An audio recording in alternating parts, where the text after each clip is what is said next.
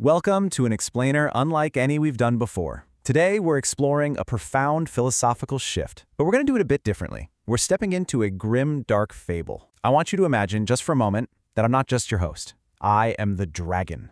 I'm that ancient, chaotic force dwelling way out in the uncharted wilderness of your own soul. And I'm speaking directly to you, the hero, and that heavy shadow you've been dragging behind you.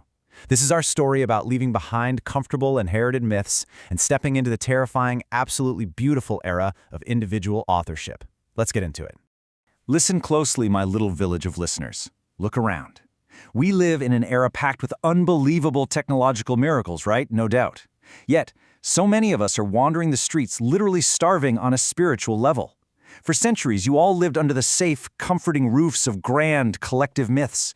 But your old, crumbling temple is gone. Those inherited historical narratives that used to give everyone a shared sense of meaning, they've been completely dismantled by modern rationality. So, here's my question for you. What will you do when the darkness comes? Because without those ancient bridges to help you navigate your pain, you're left completely exposed to the storm. Act 1. The Ruined Village Temple. You see, the loss of myth isn't just some historical footnote.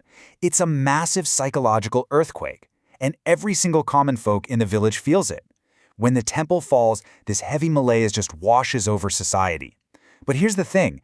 Humans literally cannot survive without a framework of meaning. So what do the villagers do? They build false idols. Without psychologically true myths to act as a bridge over their suffering, people desperately turn to collectivist political ideologies. They end up worshiping at the altar of the state, prioritizing the group over the individual, and demanding the absolute sacrifice of human personality. It's a wildly dangerous trade-off. You're basically sacrificing exactly who you are just to feel like you belong to something, anything, even if it's completely destructive. Act 2. Wearing the golden masks. Now, as the dragon looking down at your village, I don't just see a faceless crowd. I see you, the supposed hero, hiding right there in plain sight. You walk around wearing these golden masks, this highly structured, socially acceptable facade you put on every single morning. Your conscious mind, what philosophers sometimes call your poor reason, builds this mask to desperately hide your suffering. But lurking right beneath that shiny surface is the ugliest man. This is the ultimate personification of your hidden shadow. It's the gaping abyss of your shame, your totally unacceptable desires, and your raw, chaotic nature. You just keep polishing that golden mask, praying that nobody, especially not yourself, will ever see the ugliest man hiding underneath. But let me tell you, ignoring the ugliest man comes with a massive price tag. If you fail to integrate that shadow, you risk turning into what's known as the pale criminal. This is someone who commits a dark deed but totally lacks the spiritual strength to actually own the scarlet fruit of their actions. They become a broken bridge, hopelessly torn between their shiny golden mask and their chaotic depths. And honestly, it gets worse. You might become the resentful judge. If you look into the mirror of justice, you'll realize something pretty shocking. The harsh judge and the criminal are actually bound by the exact same unintegrated shadow. The judge is just using virtue as a golden mask to justify their own legal revenge. Crazy, right? Act 3. The Body as Great Reason. For way too long, the villagers have been taught to be despisers of the flesh, to look at the body as some kind of muddy river, or a cage holding back this pure, pristine spirit. But actually, the truth is the exact opposite. The body is the great reason. It's a mighty ruler, an unknown sage. All that conscious intellectual thought you're so incredibly proud of, your mind's little reason, it's really just a plaything. It's merely a tool used by the vast, deep, unconscious intelligence of your physical body. These backworldsmen offer up their exhaustion as a sacrifice to some phantom spirit, completely ignoring the profound wisdom that is physically woven right into their own sinews. Just think about the sheer weight of this idea. To honor the body is to hear the God who speaks within the blood. The body actually creates the spirit as its own hand and foot. Even that profound longing for heaven, for a peaceful afterlife, that's often just your physical body's deep, exhausted desire for rest. So to truly honor yourself, you've got to stop trying to escape your physical nature and start tuning into the God that speaks within your blood. Act 4. Confronting the inner dragon. So, to become the true architect of your own meaning, you have to leave the safety of the ruined village. You have to wander out into the uncharted wilderness of your own psyche and finally confront me, the dragon of your inner chaos. This is the climax of our story. You are exhausted. That golden mask you've been wearing for so long, it finally cracks. You can feel the abyss opening up. The ugliest man is stepping right out into the light. And here is the ultimate question. Will you keep running, desperately trying to glue the pieces of that mask back together?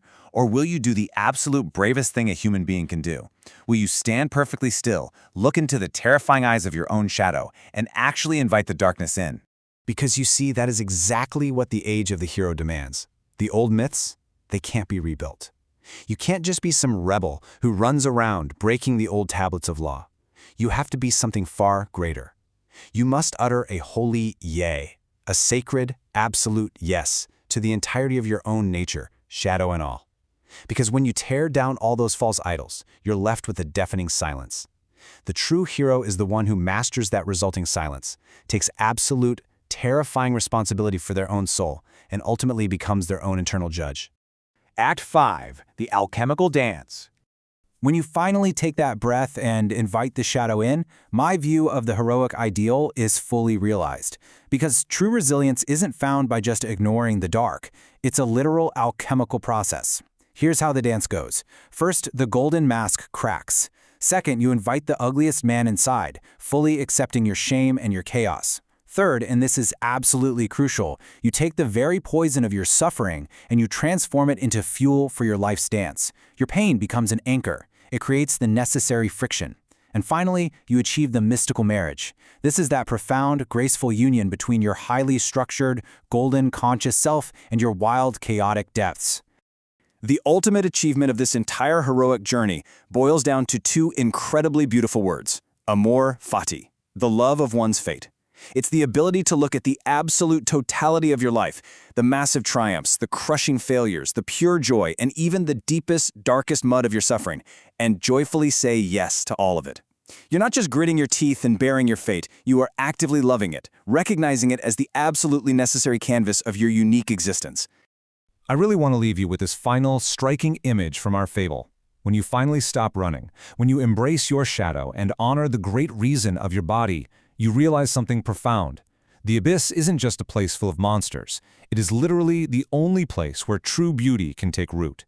So, little villager, as this explainer wraps up and you go back out into your world, I have to ask you, are you brave enough to look into your own mud? Because if you are, I promise you, that is exactly where you'll find the wild lilies of your own meaning waiting to bloom.